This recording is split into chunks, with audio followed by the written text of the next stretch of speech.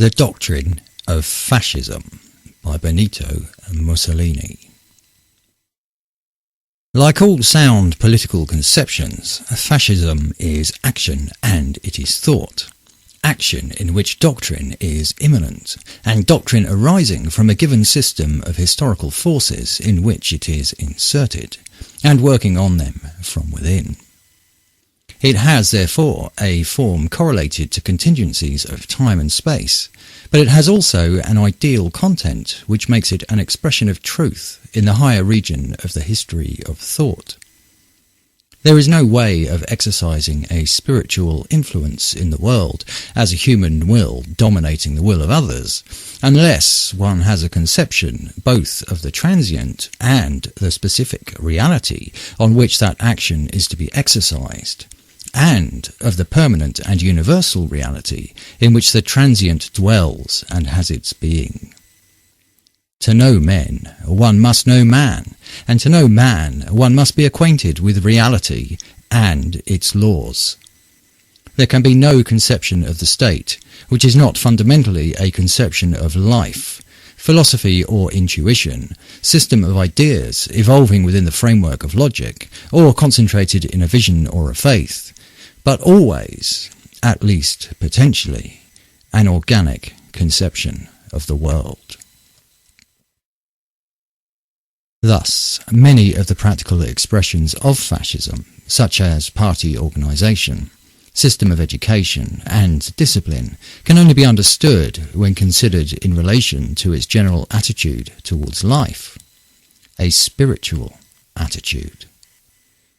Fascism sees in the world not only those superficial material aspects in which man appears as an individual, standing by himself, self-centred, subject to natural law, which instinctively urges him towards a life of selfish, momentary pleasure. It sees not only the individual, but the nation and the country, individuals and generations bound together by a moral law, with common traditions and a mission which, suppressing the instinct for life, closed in a brief circle of pleasure, built up a higher life, founded on duty, a life free from the limitations of time and space, in which the individual, by self-sacrifice, the renunciation of self-interest, and by death itself, can achieve that purely spiritual existence in which his value as a man consists. The conception is therefore a spiritual one, arising from the general reaction of the century against the materialistic positivism of the 19th century. Anti-positivistic, but positive, neither sceptical nor agnostic, neither pessimistic nor supinely optimistic, as are, generally speaking, the doctrines, all negative, which place the centre of life outside man, whereas by the exercise of his free will, man can and must create his own world. Fascism wants man to be active and to engage in action with all his energies. It wants him to be manfully aware of the difficulties besetting him and ready to face them. It conceives of life as a struggle in which it behooves a man to win for himself a really worthy place, first of all by fitting himself, physically, morally, intellectually, to become the implement required for winning it. As for the individual, so for the nation, and so for mankind. Hence the high value of culture in all its forms, artistic, religious, and scientific, and the outstanding importance of education. Hence also the essential value of work, by which man subjugates nature and creates the human world, the economic, political, ethical, and intellectual. This positive conception of life is obviously an ethical one. It invests the whole field of reality as well as the human activities which master it. No action is exempt from moral judgment. No activity can be despoiled of the value which a moral purpose confers on all things. Therefore, life, as conceived of by the fascist, is serious, austere, and religious. All its manifestations are poised in a world sustained by moral forces and subject to spiritual responsibilities. The fascist disdains an easy life. Those who perceive nothing beyond opportunistic considerations in the religious policy of the fascist regime fail to realize that fascism is not only a system of government, but also, and above all, a system of thought. In the fascist conception of history, man is man only by virtue of the spiritual process to which he contributes as a member of the family, the social group, and the nation, and in function of history, to which all nations bring their contribution. Hence the great value of tradition in records, in language, in customs, and in the rules of social life. Outside history, man is a non-entity. Fascism is therefore opposed to all individualistic abstractions based on 18th century materialism, and it is opposed to all Jacobinistic utopias and innovations. It does not believe in the possibility of happiness on earth as conceived by the economistic literature of the 18th century, and it therefore rejects the theological notion that at some future time the human family will secure a final settlement of all its difficulties. This notion runs counter to experience, which teaches that life is in continual flux and in process of evolution. In politics, fascism aims at realism. In practice, it desires to deal only with those problems which are the spontaneous product of historic conditions, and which find or suggest their own solutions. Only by entering into the process of reality and taking possession of the forces at work within it can man act on man and on nature.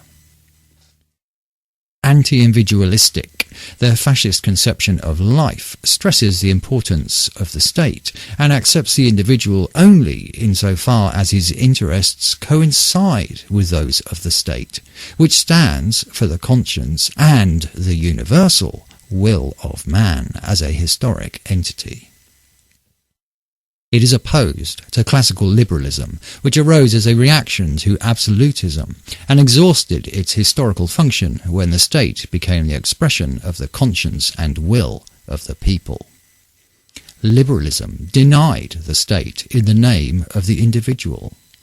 Fascism reasserts the rights of the state as expressing the real essence of the individual, and if liberty is to be the attribute of living men, and not of abstract dummies invented by individualistic liberalism, then fascism stands for liberty, and for the only liberty worth having, the liberty of the state and of the individual within the state. The fascist conception of the state is all-embracing. Outside of it, no human or spiritual values can exist, much less have value. Thus understood, fascism is totalitarian, and the fascist state, a synthesis and a unit inclusive of all values, interprets, develops, and potentates the whole life of a people. No individuals or groups, political parties, cultural associations, economic unions, or social classes can be outside the state. Fascism is therefore opposed to socialism, to which unity within the state, which amalgamates classes into a single economic and ethical reality, is unknown, and which sees in history nothing but the class struggle. Fascism is likewise opposed to trade unionism as a class weapon, but when brought within the orbit of the state, fascism recognizes the real needs which gave rise to socialism and trade unionism, giving them due weight in the guild or corporative system in which divergent interests are coordinated and harmonized in the unity of the state. Grouped according to their several interests, individuals form classes. They form trade unions when organized according to their several economic activities, but first and foremost they form the state, which is no mere matter of numbers, the sums of the individuals forming the majority. Fascism is therefore opposed to that form of democracy which equates a nation to the majority, lowering it to the level of the largest number. But it is the purest form of democracy, if the nation be considered as it should be from the point of view of quality rather than quantity, as an idea, the mightiest because the most ethical, the most coherent, the truest, expressing itself in a people as the conscience and will of the few, if not, indeed, of one, and ending to express itself in the conscience and the will of the mass, of the whole group, ethnically moulded by natural and historical conditions into a nation, advancing as one conscience and one will along the same line of development and spiritual formation.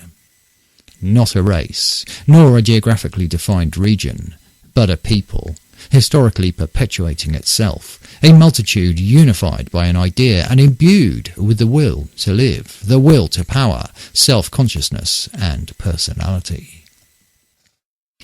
Insofar as it is embodied in a state, this higher personality becomes a nation. It is not the nation which generates the state. That is an antiquated, naturalistic concept which afforded a basis for 19th century publicity in favour of national governments. Rather, it is the state which creates the nation, conferring volition and therefore real life on a people made aware of their moral unity.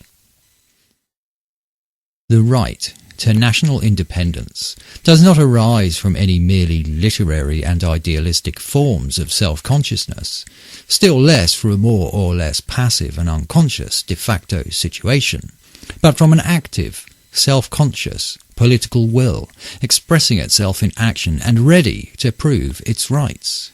It arises, in short, from the existence, at least in theory, of a state. Indeed, it is the state which, as the expression of a universal ethical will, creates the right to national independence. A nation, as expressed in the state, is a living ethical entity only insofar as it is active. Inactivity is death. Therefore, the state is not only authority, which governs and confers legal form and spiritual value on individual wills, but it is also power, which makes its will felt and respected beyond its own frontiers, thus affording practical proof of the universal character of the decisions necessary to ensure its development. This implies organisation and expansion, potential if not actual. Thus the state equates itself to the will of man, whose development cannot be checked by obstacles and which, by achieving self-expression, demonstrates its infinity. The fascist state, as a higher and more powerful expression of personality, is a force, but a spiritual one. It sums up all the manifestations of the moral and intellectual life of man. Its functions cannot, therefore, be limited to those of enforcing order and keeping the peace, as the liberal doctrine had it. It is no mere mechanical device for defining the sphere within which the individual man may duly exercise his supposed rights. The fascist state is an inwardly accepted standard and rule of conduct, a discipline of the whole person. It permeates the will no less than the intellect. It stands for a principle which becomes a central motive of man as a member of civilized society, sinking deep down into his personality. It dwells in the heart of the man of action and of the thinker, of the artist, and of the man of science, the soul of the soul. Fascism, in short, is not only a lawgiver and a founder of institutions, but an educator and a promoter of spiritual life. It aims at refashioning not only the forms of life, but their content, man, his character, and his faith. To achieve this proposal, it enforces discipline and uses authority, entering into the soul and ruling with undisputed sway. Therefore, it has chosen as its emblem the lictor's rods, the symbol of unity, strength, and justice. When in the now distant March of 1919, Speaking through the columns of the Popolo d'Italia, I summoned to Milan the surviving interventionists who had intervened, and who had followed me ever since the foundations of the Fasci of Revolutionary Action in January 1915. I had in mind no specific doctrinal program. The only doctrine of which I had practical experience was that of socialism, from until the winter of 1914, nearly a decade. My experience was that both of a follower and a leader, but it was not doctrinal experience. My doctrine during that period had been the doctrine of action. A uniform, universally accepted doctrine of socialism had not existed since 1905, when the revisionist movement, headed by Bernstein, arose in Germany, countered by the formation in the seesaw of tendencies of a left revolutionary movement which in Italy never quitted the field of phrases, whereas in the case of Russian socialism it became the prelude to Bolshevism. Reformism, revolutionism, centrism, the very echo of that terminology is dead. While in the great river of fascism one can trace currents which had their source in Sorel, Pegui, Lagardelle of the movement socialists, and in the cohort of Italian syndicalists who from 1904 to 1914 brought a new note into the Italian socialist environment, previously emasculated and chloroformed by fornicating with Giolitti's party, a note sounded in Olivetti's Pagine Libre, Orano's Lupa, Enrico Leone's Devenir Socials. When the war ended in 1919, socialism, as a doctrine, was already dead. It continued to exist only as a grudge, especially in Italy, where its only chance lay in inciting to reprisals against the men who had willed the war and who were to be made to pay for it. The Popolo d'Italia described itself in its subtitle as the daily organ of fighters and producers. The word producer was already the expression of a mental trend. Fascism was not the nursling of a doctrine previously drafted at a desk. It was born of the need of action, and was action. It was not a party, but, in the first 2 years, an anti-party and a movement. The name I gave the organisation fixed its character. Yet if anyone cares to reread the now crumpled sheets of those days, giving an account of the meeting at which the Italian Fasci di Combattimento were founded, he will find not a doctrine, but a series of pointers, forecasts, hints, which, when freed from the inevitable matrix of contingencies, were to develop in a few years' time into a series of doctrinal positions, entitling fascism to rank as a political doctrine differing from all others past or present. If the bourgeoisie, I then said, believe that they have found in us their lightning conductors, they are mistaken. We must go towards the people. We wish the working classes to accustom themselves to the responsibilities of management, so that they may realize that it is no easy matter to run a business. We will fight both technical and spiritual rearguardism. Now that the succession of the regime is open, we must not be faint-hearted. We must rush forward. If the present regime is to be superseded, we must take its place. The right of succession is ours, for we urged the country to enter the war, and we led it to victory. The existing forms of political representations cannot satisfy us. We want direct representation of the several interests. It may be objected that this programme implies a return to the guilds or corporations. No matter. I therefore hope this Assembly will accept the economic claims advanced by national syndicalism.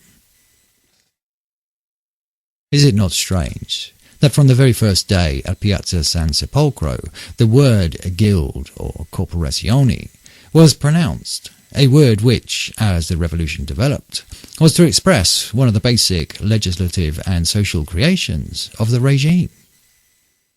The years preceding the March on Rome cover a period during which the need of action forbade delay and careful doctrinal elaborations. Fighting was going on in the towns and villages. There were discussions, but there was something more sacred and more important: death. Fascists knew how to die. A doctrine fully elaborated, divided up into chapters and paragraphs with annotations, may have been lacking, but it was replaced by something far more decisive: by a faith. All the same, if with the help of books, articles, resolutions passed at congresses, major and minor speeches, anyone should care to revive the memory of those days, he will find, provided he knows how to seek and select, that the doctrinal foundations were laid while the battle was still raging. Indeed, it was during those years that fascist thought armed, refined itself, and proceeded ahead with its organization. The problems of the individual and the state, the problems of authority and liberty, political, social, and more especially national problems, were discussed. The conflict with liberal, democratic, socialistic, Masonic doctrines, and with those of the Partito Popular, was carried on at the same time as the punitive expeditions. Nevertheless, the lack of a formal system was used by disingenuous adversaries as an argument for proclaiming fascism incapable of elaborating a doctrine at the very time when that doctrine was being formulated. No matter how tumultuously, first, as is the case with all new ideas, in the guise of violent, dogmatic negations, then in the more positive guise of constructive theories, subsequently incorporated in 1926, 1927 and 1928 in the laws and the institutions of the regime. Fascism is now clearly defined not only as a regime, but as a doctrine. This means that fascism, exercising its critical faculties on itself and on others, has studied from its own special standpoint and judged by its own standards all the problems affecting the material and intellectual interests now causing such grave anxiety to the nations of the world, and it is ready to deal with them by its own policies.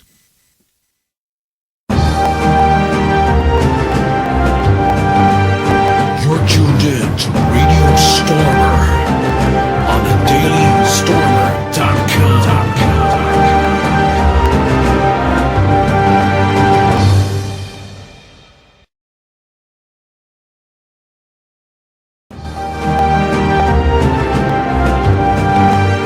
You're tuned in to Radio Stormer on the dailystormer.com.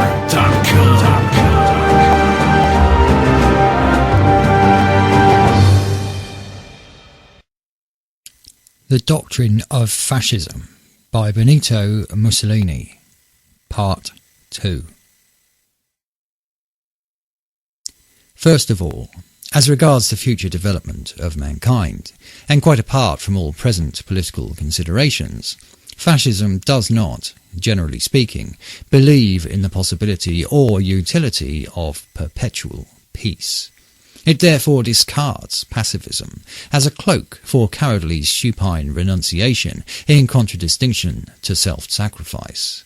War alone keys up all human energies to their maximum tension and sets the seal of nobility on those peoples who have the courage to face it. All other tests are substitutes, which never place a man face to face with himself before the alternative of life or death. Therefore, all doctrines which postulate peace at all costs are incompatible with fascism. Equally foreign to the spirit of fascism, even if accepted as useful in meeting special political situations, are all internationalistic or league superstructures, which, as history shows, crumble to the ground whenever the heart of nations is deeply stirred by sentimental, idealistic, or practical considerations. Fascism carries this anti-pacifistic attitude into the life of the individual. I don't care a damn, me ne frigo, the proud motto of the fighting squads, scrawled by a wounded man on his bandages, is not only an act of philosophic stoicism, it sums up a doctrine which is not merely political, it is evidence of a fighting spirit which accepts all risks. It signifies a new style of Italian life, The fascist accepts and loves life. He rejects and despises suicide as cowardly. Life, as he understands it, means duty, elevation, conquest. Life must be lofty and full. It must be lived for oneself, but above all, for others, both near and far off, present and future.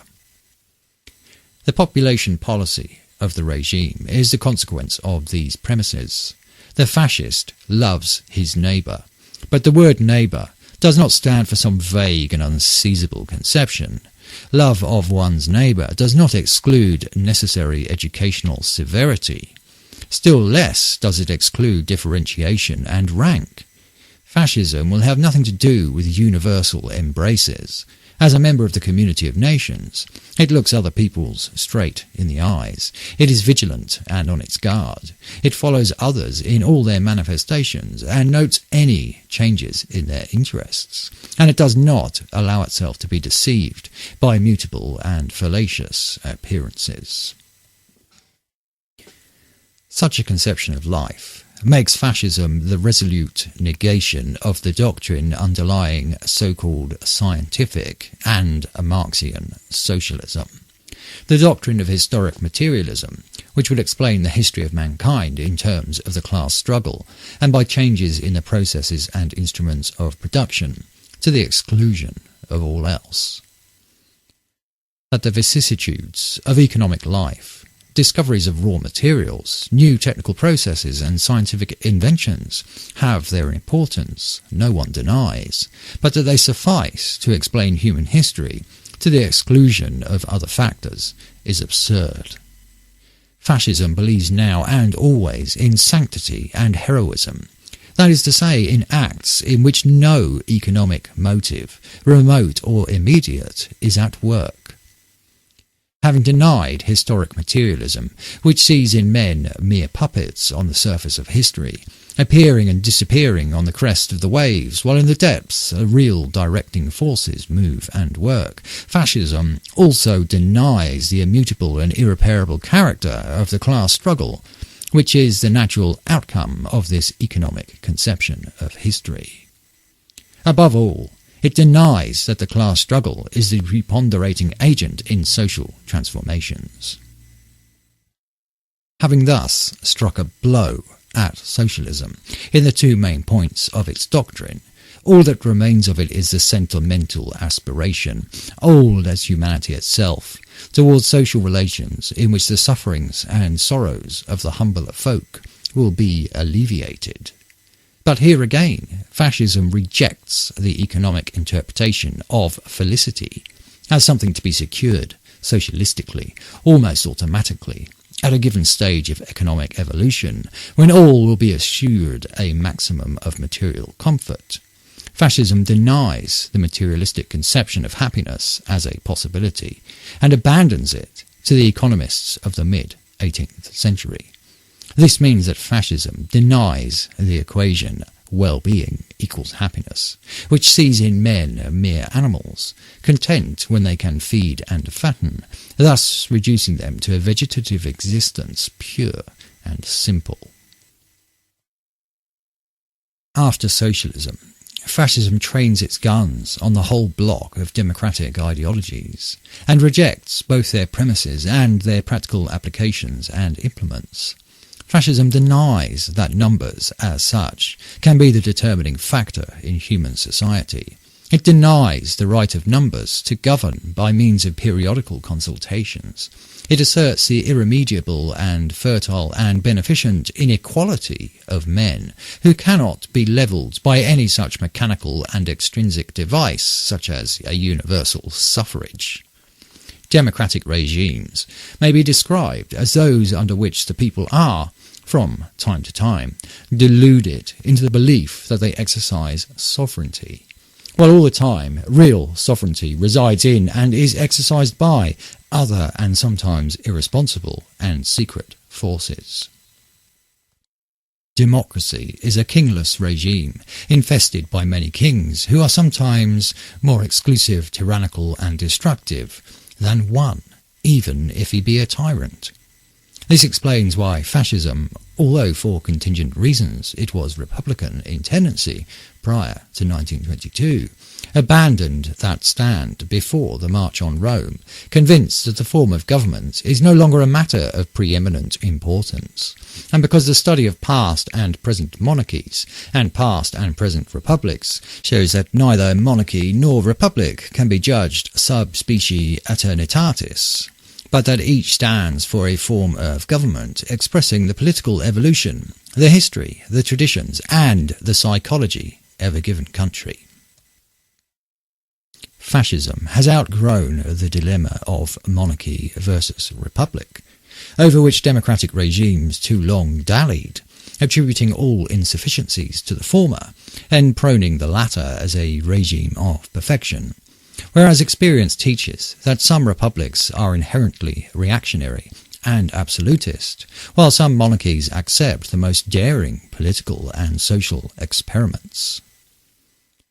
In one of his philosophic meditations, Renan, who had pre-fascistic intuitions, remarks, quote, "Reason and science are the products of mankind, but it is chimerical to seek reason directly for the people and through the people. It is not essential to the existence of reason that all should be familiar with it, and even if all had to be initiated, this could not be achieved through democracy, which seems fated to lead to the extinction of all arduous forms of culture and all highest forms of learning. The maxim that society exists only for the well-being and freedom of the individuals composing it does not seem to be in conformity with nature's plans, which care only for the species and seem ready to sacrifice the individual. It is much to be feared that the last word of democracy, thus understood, and let me hasten to add that it is susceptible of a different interpretation, would be a form of society in which a degenerate mass would have no thought beyond that of enjoying the ignoble pleasures of the vulgar." Close quote. In rejecting democracy, fascism rejects the absurd conventional lie of political equalitarianism, the habit of collective irresponsibility, the myth of felicity and indefinite progress. But if democracy be understood as meaning a regime in which the masses are not driven back to the margin of the state, and then the writer of these pages has already defined fascism as an organised, centralised, authoritarian democracy. Fascism is definitely and absolutely opposed to the doctrines of liberalism, both in the political and the economic sphere. The importance of liberalism in the 19th century should not be exaggerated for present-day polemical purposes, nor should we make of one of the many doctrines which flourished in that last century a religion for mankind for the present and for all time to come. Liberalism really flourished for 15 years only. It arose in 1830 as a reaction to the Holy Alliance, which tried to force Europe to recede further back than 1789. It touched its zenith in 1848, when even Pius IX was a liberal. Its decline began immediately after that year. If 1848 was a year of light and poetry, 1849 was a year of darkness and tragedy. The Roman Republic was killed by a sister republic, that of France. In that same year, Marx, in his famous Communist Manifesto, launched the gospel of socialism. In 1851, Napoleon III made his illiberal coup d'etat and ruled France until 1870, when he was turned out by a popular uprising following one of the severest military defeats known to history. The victor was Bismarck, who never even knew the whereabouts of liberalism and its profits. It is symptomatic that throughout the 19th century, the religion of liberalism was completely unknown to so highly civilized a people as the Germans, but for one parenthesis, which has been described as the ridiculous Parliament of Frankfurt, which lasted for just one season. Germany attained her national unity outside liberalism and in opposition to liberalism, a doctrine which seems foreign to the German temperament, essentially monarchical, whereas liberalism is the historic and logical anteroom to anarchy. The three stages in the making of German unity were the three wars of 1864, 1866 and 1870, led by such liberals as Moltke and Bismarck. And in the upbuilding of Italian unity, liberalism played a very minor part when compared to the contribution made by Mazzini and Garibaldi, who were not liberals. But for the intervention of the illiberal Napoleon III, we should not have had Lombardy, and without that of the illiberal Bismarck at Sadowa and at Sedan, very probably we should not have had Venetia in 1866, and in 1870 we should not have entered Rome. The years going from 1870 to 1915 cover a period which marked, even in the opinion of the high priests of the new creed, the twilight of their religion, attacked by decadentism in literature and by activism in practice. Activism, that is to say, nationalism, futurism, fascism. The liberal century, after piling up innumerable Gordian knots, tried to cut them with the sword of the World War. Never has any religion claimed so cruel as sacrifice. Were the gods of liberalism thirsting for blood?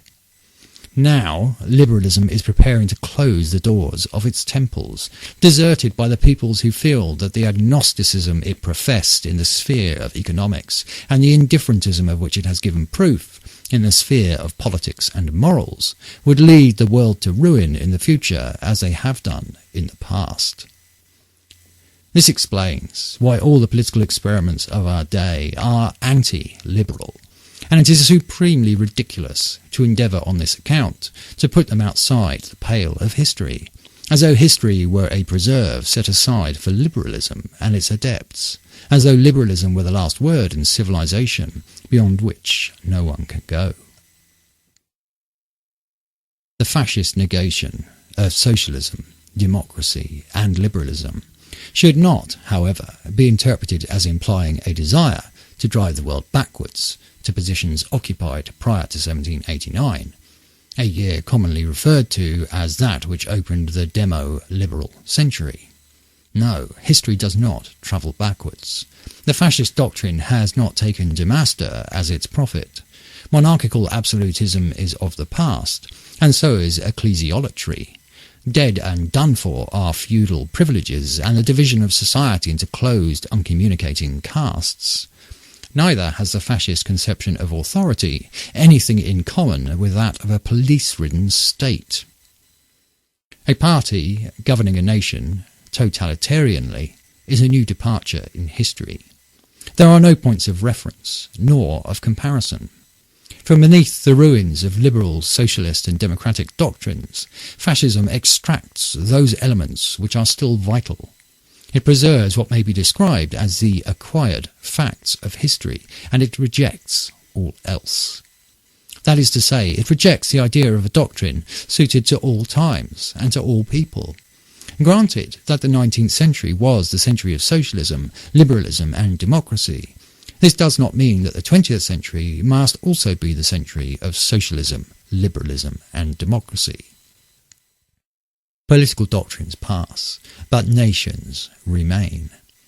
We are free to believe that this is a century of authority, a century tending to the right, a fascist century. If the 19th century was a century of the individual, liberalism implies individualism. We are free to believe that this is the collective century, and therefore the century of the state. It is quite logical for a new doctrine to make use of the still vital elements of other doctrines. No doctrine was ever born quite new and bright and unheard of. No doctrine can boast absolute originality. It is always connected, if only historically, with those which preceded it and those which will follow it. Thus the scientific socialism of Marx links up to the utopian socialism of the Fourier, the Owen, the St. Simons. Thus the liberalism of the 19th century traces its origin back to the Illuministic movement of the 18th, and the doctrines of democracy to those of the encyclopedists. All doctrines aim at directing the activities of men towards a given objective, but these activities in their turn react on the doctrine, modifying and adjusting it to new needs, or outstripping it. A doctrine must, therefore, be a vital act and not a verbal display. Hence the pragmatic strain in fascism, its will to power, its will to live, its attitude towards violence, and its value. The keystone of the fascist doctrine is its conception of the state, of its essence, its functions, and its aims. For fascism, the state is absolute, individuals and groups relative. Individuals and groups are admissible insofar as they come within the state. Instead of directing the game and guiding the material and moral progress of the community, the liberal state restricts its activities to recording results. The fascist state is wide awake and has a will of its own. For this reason, it can be described as ethical. At the first quinquennial assembly of the regime in 1929, I said, quote, "The fascist state is not a night watchman, solicitous only of the personal safety of the citizens. Nor is it organized exclusively for the purpose of guaranteeing a certain degree of material prosperity and relatively peaceful conditions of life. A board of directors could do as much. Neither is it exclusively political, divorced from practical realities and holding itself aloof from the multifarious activities of the citizens and the nation. The state, as conceived and realized by fascism, is a spiritual and ethical entity for securing the political, juridical and economic organization of the nation. An organization which in its origin and growth is a manifestation of the spirit. The state guarantees the internal and external safety of the country, but it also safeguards and transmits the spirit of the people, elaborated down the ages in its language, its customs, and its faith. The state is not only the present, it is also the past, and above all, the future. Transcending the individual's brief spell of life, the state stands for the immanent conscience of the nation. The forms in which it finds expression change, but the need for it remains. The state educates the citizens to civism, makes them aware of their mission, urges them to unity.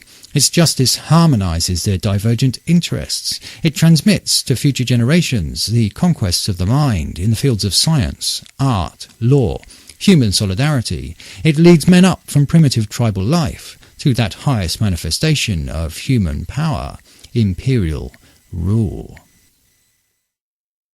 The state hands down to future generations the memory of those who laid down their lives to ensure its safety or to obey its laws. It sets up as examples and records for future ages the names of the captains who enlarged its territory and of the men of genius who have made it famous. Whenever respect for the state declines and the disintegrating and centrifugal tendencies of individuals and groups prevail, nations are headed for decay." Close quote. Since 1929, economic and political development have everywhere emphasized these truths. The importance of the state is rapidly growing. The so-called crisis can only be settled by state action and within the orbit of the state. Where are the shades of the Jules Simons, who in the early days of liberalism proclaimed that the, quote, state should endeavour to render itself useless and prepare to hand in its resignation, close quote? Or of the McCullochs, who in the second half of last century urged that the state should desist from governing too much? And what of the English Bentham, who considered that all industry asked of government was to be left alone, and of the German Humboldt, who expressed the opinion that the best government was a lazy one? What would they say now to the unceasing, inevitable, and urgently requested interventions of government in business? It is true that the second generation of economists was less uncompromising in this respect than the first, and that even Adam Smith left the door ajar, however cautiously, for government intervention in business. If liberalism spells individualism, fascism spells government. The fascist state is, however, a unique and original creation. It is not reactionary, but revolutionary, for it anticipates the solution of certain universal problems, which have been raised elsewhere, in the political field by the splitting up of parties, by the usurpation of power by parliaments, the irresponsibility of assemblies, in the economic field by the increasingly numerous and important functions discharged by trade unions and trade associations, with their disputes and ententes, affecting both capital and labour, in the ethical field by the need felt for order, discipline, obedience to the moral dictates of patriotism. Fascism desires the state to be strong and organic, based on broad foundations of popular support. The fascist state lays claim to rule in the economic field no less than in others. It makes its action felt throughout the length and breadth of the country by means of its corporative, social, and educational institutions, and all the political, economic, and spiritual forces of the nation, organised in their respective associations, circulate within the state. A state based on millions of individuals who recognise its authority, feel its action, and are ready to serve its ends, is not the tyrannical state of a medieval lordling. It has nothing in common with the despotic states existing prior to or subsequent to 1789. Far from crushing the individual, the fascist state multiplies his energies. Just as in a regiment, a soldier is not diminished but multiplied by the number of his fellow soldiers. The fascist state organises the nation, but it leaves the individual adequate elbow room. It has curtailed useless or harmful liberties, while preserving those which are essential. In such matters, the individual cannot be the judge, but the state only. The fascist state is not indifferent to religious phenomena in general, nor does it maintain an attitude of indifference to Roman Catholicism, the special positive religion of Italians. The state has not got a theology, but it does have a moral code. The fascist state sees in religion one of the deepest of spiritual manifestations, and for this reason it not only respects religion, but defends and protects it. The fascist state does not attempt, as did Robespierre, at the height of the revolutionary delirium of the Convention, to set up a god of its own, nor does it vainly seek, as does Bolshevism, to efface God from the soul of man. Fascism respects the God of ascetics, saints, and heroes, and it also respects God as conceived by the ingenious and primitive heart of the people, the God to whom their prayers are raised.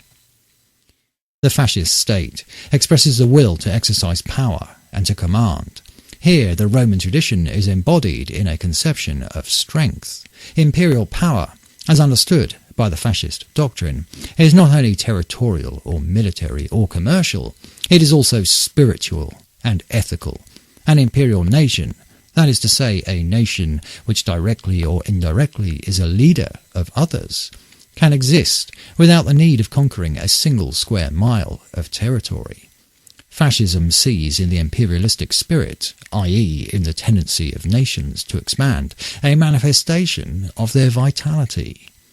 In the opposite tendency, which would limit their interests to the home country, it sees a symptom of decadence. Peoples who rise or re-arise are imperialistic. Renunciation is characteristic of dying peoples. The fascist doctrine is at best suited to the tendencies and feelings of a people which, like the Italian, after lying fallow during centuries of foreign servitude, are now reasserting itself in the world. But imperialism implies discipline, the coordination of efforts, a deep sense of duty, and a spirit of self-sacrifice.